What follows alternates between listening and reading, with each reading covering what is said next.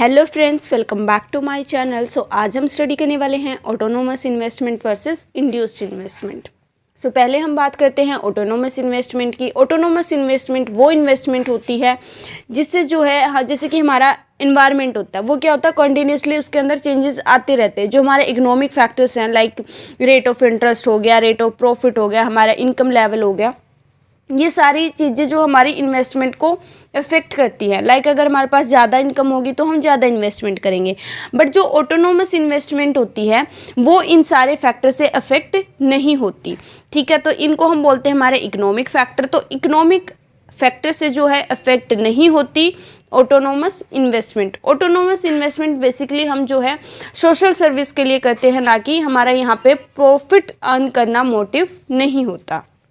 Mostly इसको जो है गवर्नमेंट करती है या फिर कोई बिजनेस भी करता है, जैसे कि कोई एनजीओ वगैरह चलाते हैं तो वो सोशल वेलफेयर के लिए ही करते हैं। ठीक है, तो ऑटोनोमस इन्वेस्टमेंट टोटल इन्वेस्टमेंट का वो पोर्शन है जो कि गवर्नमेंट करती है या कोई इंस्टीट्यूट करता है, और इसके लिए जो है जो भी हमारे इकोनॉमिक फैक्टर होते हैं वो यहाँ पे उनके जो है रिलेशन में ये इंडिपेंडेंट होती है। इंडिपेंडेंट कैसे होती है कि इन पे डिपेंड नहीं करती, इनसे इफेक्ट नहीं होती।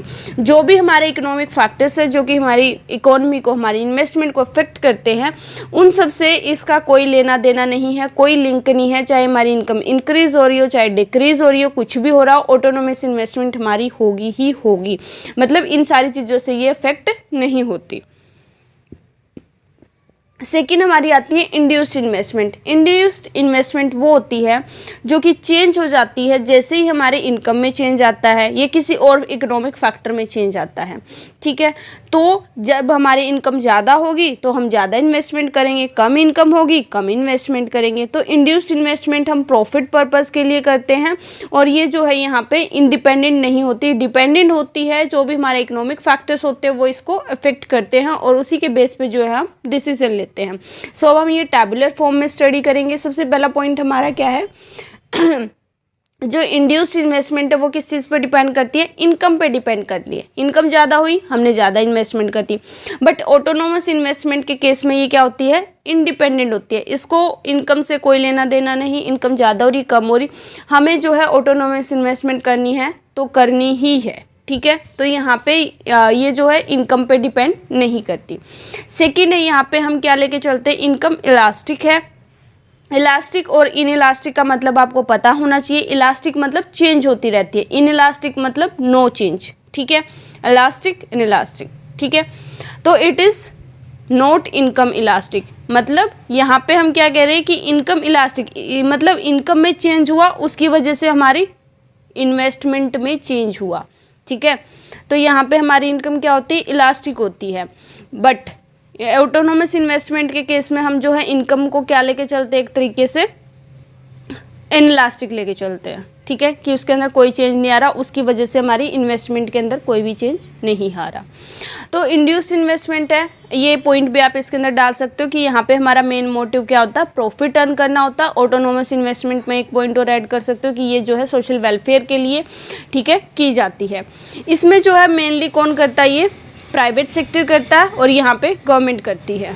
ठीक है, फिर जो हमारा इंड्यूस्ड इन्वेस्टमेंट का कर्व है वो कैसे बनता है, फिफ्थ पॉइंट में हमने बना के भी दिखाया हुआ है। तो यहाँ पे जो है वो upward from left to right.